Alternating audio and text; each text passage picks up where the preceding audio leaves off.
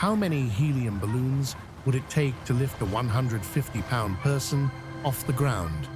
This question sounds like a mix of science class, birthday party, and mild panic. Stay with me, because by the end of this story, you will know exactly why the sky is both inviting and absolutely not designed for human balloon travel.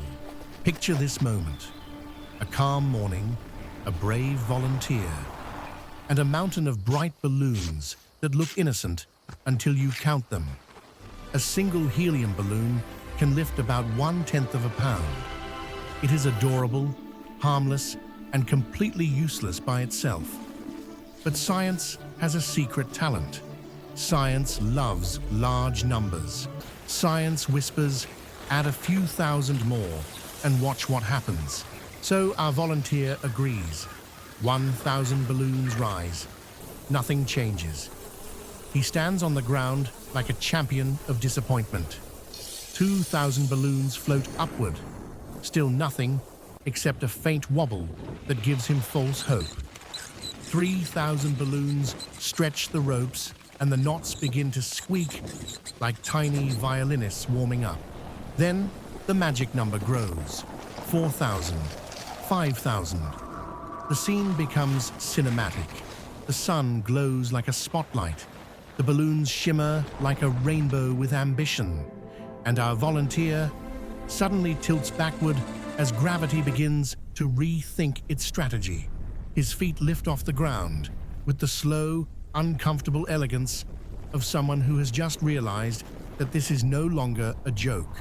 At around 6,000 balloons, he rises into the sky with exaggerated drama. Birds glide past with judgmental silence. Squirrels on rooftops stare as if witnessing a new species of airborne confusion. The world below becomes a patchwork of rooftops and tiny cars, and the volunteer begins waving his arms. Not because it helps, but because humans do that when physics stops taking suggestions. But higher in the calm morning air, a quiet truth appears.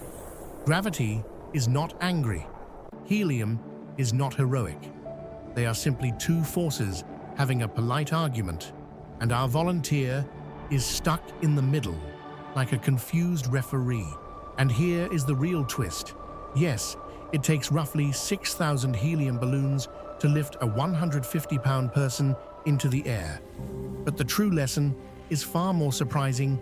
Science can lift you. Curiosity can lift you. Even helium can lift you.